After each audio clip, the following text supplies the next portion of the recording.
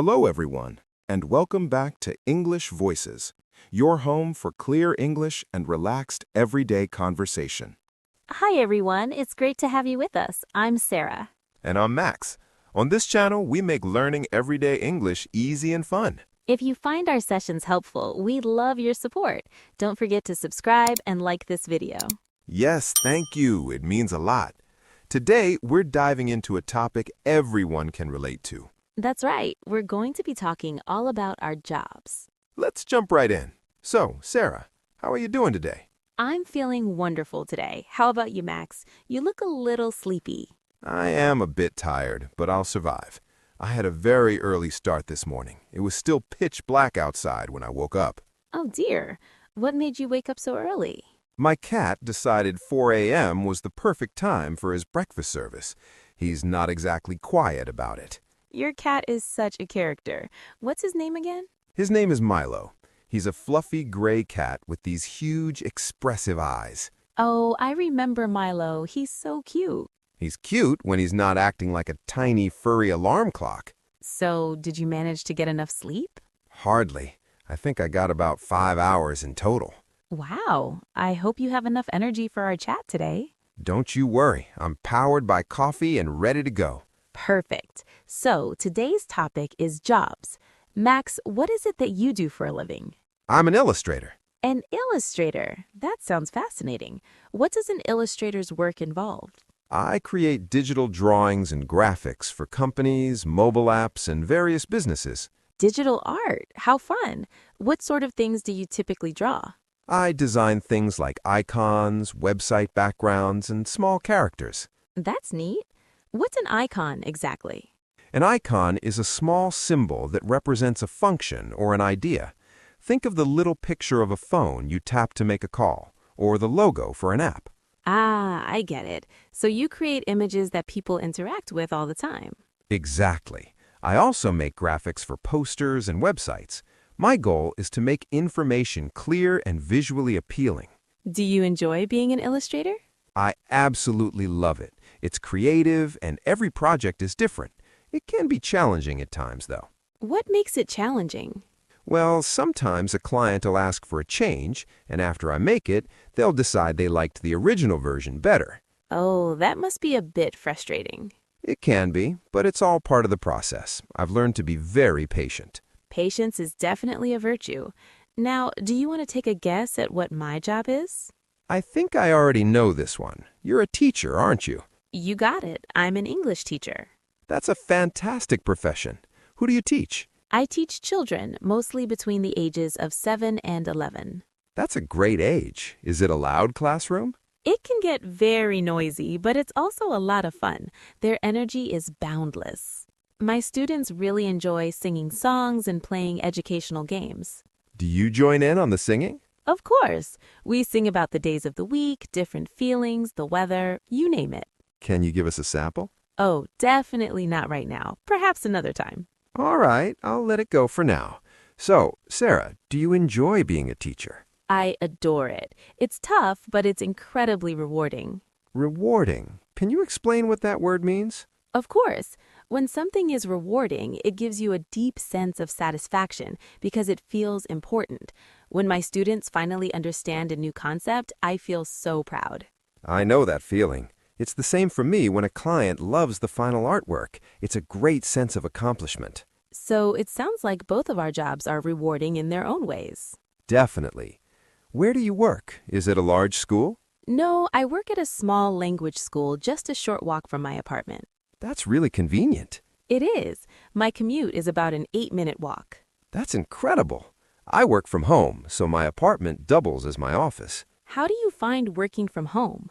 I like it most of the time. The dress code is whatever I want it to be, but it can get a bit lonely without coworkers around. I can imagine. I have 4 colleagues, but I mostly see them in video calls. Do you have regular meetings? Yes, we have a project meeting every Monday morning. Are they long? They can be, especially if my coworker Leo gets going. He's very talkative.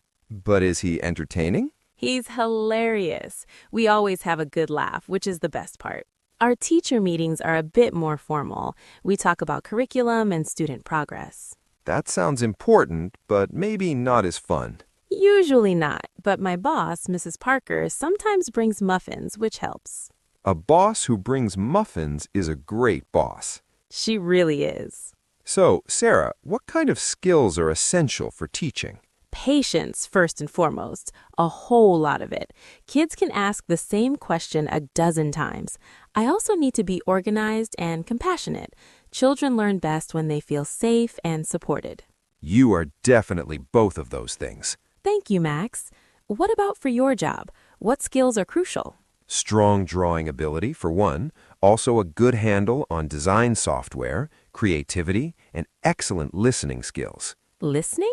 Yes, I have to be able to understand the client's vision, even when they can't articulate it clearly. That makes perfect sense. So, was being a teacher always your dream? Actually, it was. When I was a little girl, I used to line up my stuffed animals and play school with them. That's so sweet. I bet your stuffed animals were perfect students. They were the best. They always paid attention and never forgot their homework. Sounds like the ideal classroom. If you weren't a teacher, what do you think you'd be? Maybe a guide at a museum. I enjoy sharing information and talking with people. You would be fantastic at that. You're so approachable and you explain things very clearly. Thank you. What about you, if you weren't an illustrator? I'd probably be a baker. I find baking bread so relaxing. Really? I never knew that about you. Yeah, my kitchen smells heavenly on the weekends. Nice. Maybe you can bake something for me sometime. Only if you teach me one of those classroom songs. It's a deal. So, Sarah, what are you and your students working on right now? We're currently doing a unit on animals. They're learning the names of different animals, and we're doing related crafts and songs. That sounds like a blast. They love it. What about you? What's your current project? I'm designing some branding for a new tea shop called The Steaming Reef. The Steaming Leaf. What a charming name. Isn't it? The logo features a teacup with a little smiling leaf peeking over the rim. That sounds adorable. What colors are you working with? The owner requested light green and a creamy yellow, but the green feels a little too muted to me. Perhaps adding a darker shade for contrast? That's exactly what I was thinking. A mix of light and dark green could create more depth. I agree. Green and yellow are such cheerful, energetic colors. Well, if you ever want to switch careers, I could use your artistic eye. I'd love to, but my drawing skills top out at stick figures. Hey, stick figures can be very expressive.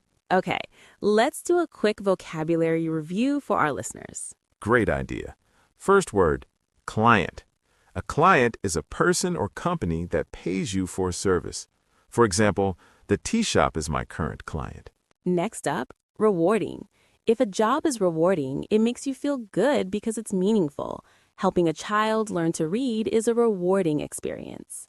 Then there's coworker. That's someone you work with in the same company. My coworker Leo is very funny. Convenient. Something that is convenient is easy or saves you time. My school being close to my home is very convenient. Skills. Skills are abilities you develop through practice. Drawing is a skill for me, and teaching is a skill for Sarah. Routine.